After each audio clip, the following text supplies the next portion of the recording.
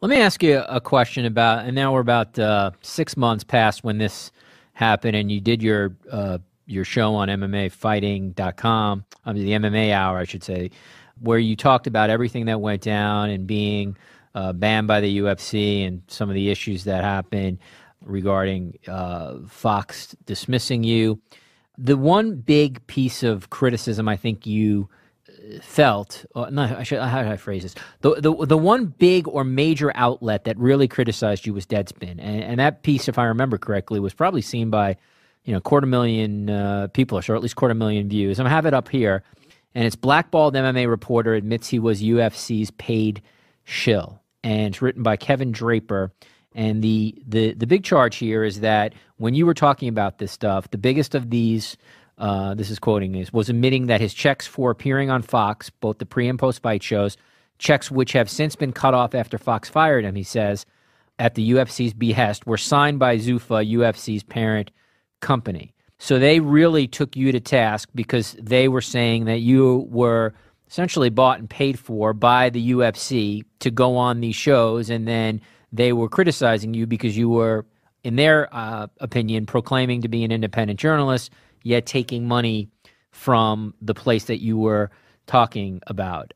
One, how did you see that criticism from them? And two, 6 months after the fact, how do you view what went down with Fox? So on the surface, what they are reporting is factual because I said it, and they reported what I said, rather accurately. I wasn't surprised that, after that show, of all the outlets that covered this story, the only ones that focused on this part of the story were Deadspin because, for whatever reason, they've always taken shots at me, calling me names, making fun of me. I don't know the reason for this, and it was interesting. The morning of that show, I got an email from someone at Deadspin, a very nice and gentle email saying how supportive they were of me and wanted me to talk to them, and it would be so great to talk and all this stuff. And, a few hours later, when I lay all my cards on the table, they kind of go with that angle. That did not surprise me given how they had, covered me, I guess, or talked about me in the past.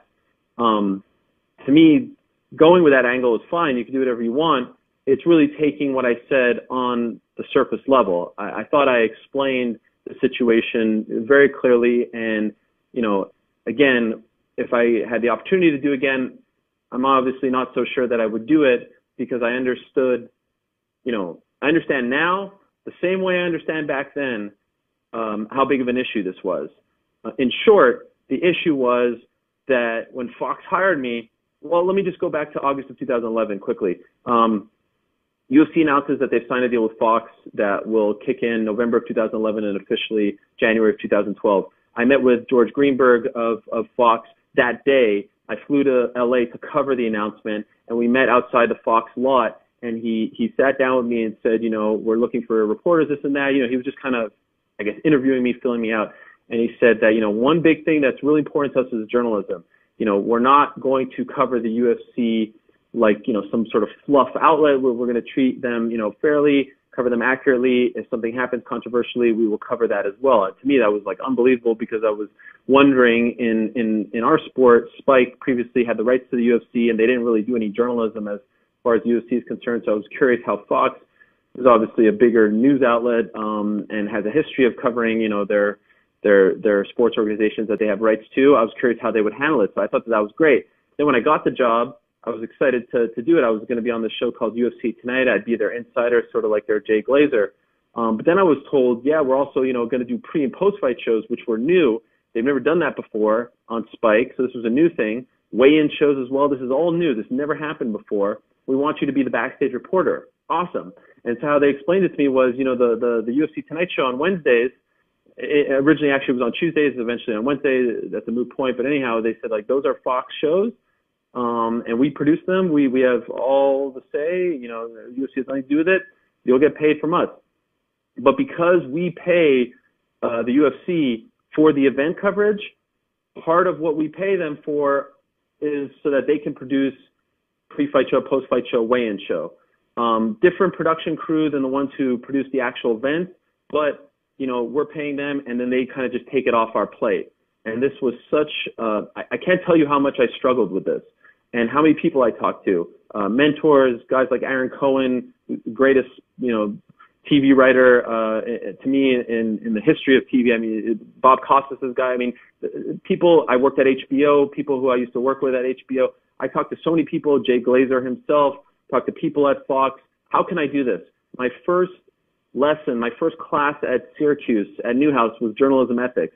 When I broke the story that Dana White was buying Strikeforce, Zuffa was buying Strikeforce, after the interview was over, he had a bag of UFC gear in his office, and he said, "Hey, take this home to your family." And I said, "No." And he was so insulted. I said, "I can't do that. I can't take anything over $30. There's no way. This goes against everything." And so I said that to his face. But here I am as a mid-20-year-old, and I'm being told there's only one TV job out there. This is the job that you've been dreaming about. This is, the Howard Cosell job that you want. This is going to lead to more things. This is the Fox Mike flag. This is what, the kid from Montreal has always strived for. And so I wrestled, do you turn it down because of what you were taught, or do you kind of, come to terms with the fact that at the end of the day, this money is coming from Fox and going to Zuffa, and then it's coming to me, which I hated. Eventually, obviously, I said yes, and I was very, very mad at myself and disappointed, but I took those. I mean, I had to. This is the job that I wanted. I tried to be as fair and unbiased and independent as possible. And, I even was asked many times by UFC employees, "Hey, do you want to do something for UFC.com? Do you want to do something for Fight Pass?" I always said no, and you can ask them. And the reason I said no was, to me, I'm working for Fox. I have the Mike flag. Yes, I am at odds with what, this whole arrangement is, but I can kind of break it down that if the money is originally coming from Fox, then okay, that's okay, I guess, in my twisted way. But I'm not going to do anything specific for the UFC. That goes against everything I believe in. And, witness the fact that I lost my job 3 times.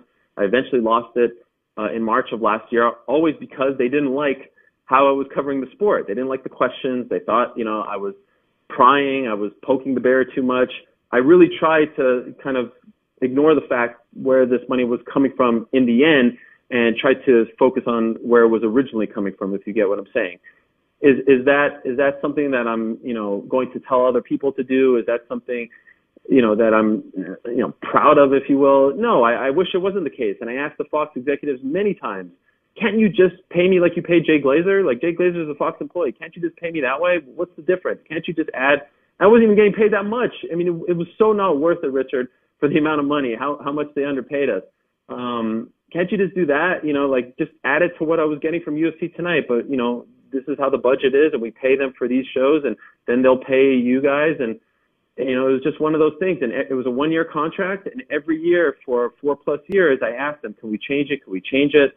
And they never, and they said, we understand. I have the emails. We understand why this bothers you, but we can't do anything about it. We just can't change it. And it sucked. And when I lost the job in March, it was because they were unhappy that I kept focusing on free agency and Bellator and things like that. When I lost my job in 2014, it was because I attended a Bellator media day, and I never asked for the job back. They just gave it back to me.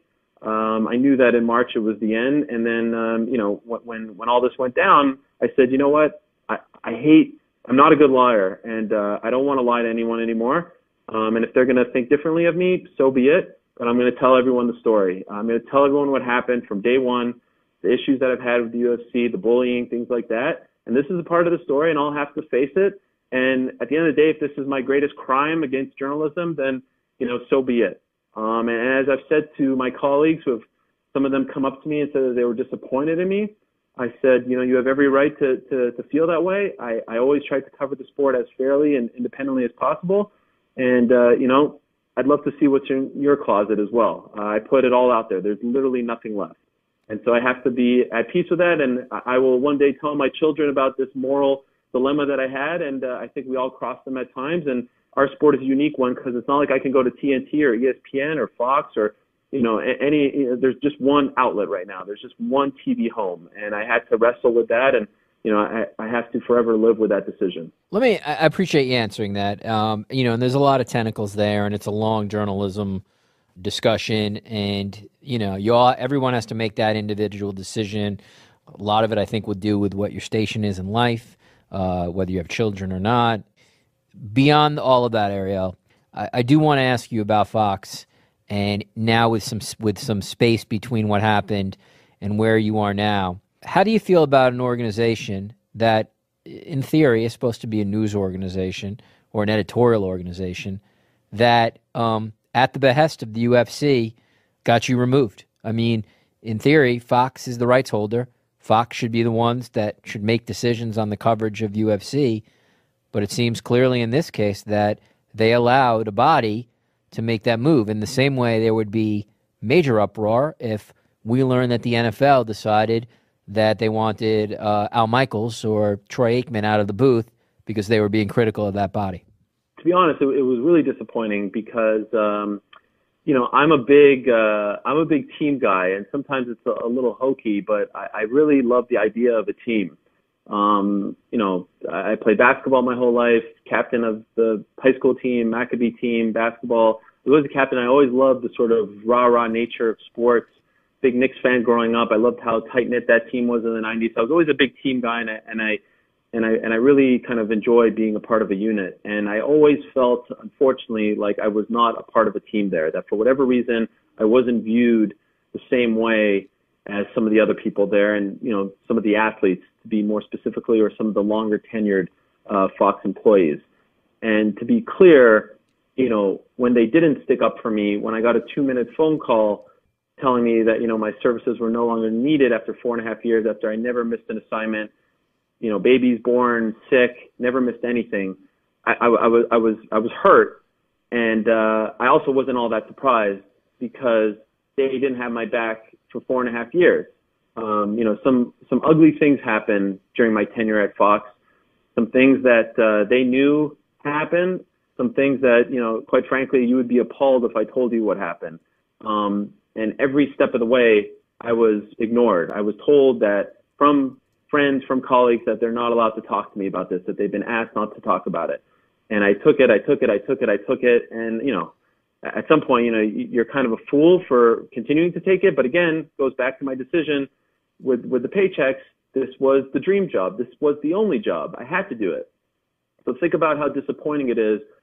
Jewish kid from Montreal, moves to America, wants to be on television. I'm not trying to make myself into some sort of like martyr or some sort of victim, but this is what happened. This was the dream job, and it didn't go as I planned. And it was disappointing because I would always say, what if, your veteran broadcaster X was faced with this situation? Would you be acting the same way? Would you be remaining as silent? And, of course, there's no answer to that question, but it says a lot. It speaks volumes about what they think of you. And I don't think it was a performance thing. I just think that at the time I was kind of low on the totem pole. I was the new guy. I was maybe the internet guy. I was the under 30 guy, whatever the case may be. And the way that they treat the UFC is bizarre to me because it's sometimes like they treat the UFC like the UFC is paying them. Like you're the ones cutting the checks. You can sometimes stick up for yourself. One thing I was always told was like, we're just soldiers in all of this. We got to do what they say. And that never really resonated with me. I will say this, though, that there were a lot of people who, would text me, and it was almost like, trying to hide, like, do they have your phones tapped? Like, why are you calling me from WhatsApp all of a sudden? You could, are they checking your phone records? What's going on here? There's that story of them thinking there was a mole and there was no mole. But a lot of them did go out of their way to reach out to me. And this is a bit of a tangent, but I met some really, really great people. And I hope that when anyone hears me talk about Fox, they don't think that I'm talking about, the producers, associate producers, people that worked with me and that helped me look as good as possible. And I actually talk to you today with a heavy heart. I don't know if you've seen, but one of those people, my stage manager for a long time backstage, a young man named Adam Geller, passed away. I found out late last night, and this is someone, just search for his name. You'll see people from Michelle Beadle to many veterans of the sport. He worked for Yes. He worked for CBS, MSG, Fox. A huge wrestling fan, a huge MMA fan, a father of one, passed away of colon cancer, and none of us knew. And this guy was by my side for many years. So working for Fox to me was not a bad experience because I met people like Adam. But it was disappointing in the end that they never stood up for me because I truly believe I did nothing wrong.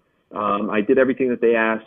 I had to, bend some of my own moral, judgments to take these jobs, and I did it, and I can only blame myself. But, in the end, how they kind of unceremoniously let me go for, never, never not doing anything wrong. They never told me that I couldn't talk about anything from my Vox Media job. Never anything like that came up. Was ultimately disappointing. The last silver lining that I'll mention in all of this was it was a massive blessing in disguise. I'm so much happier. I'm freer without having this burden on my shoulders. What they did for me, as far as like the way the fans view me now and how nice the fans have been towards me has been a great gift. But it also made me really appreciate who I've always, treated as my main job, and that's Vox Media and SB Nation.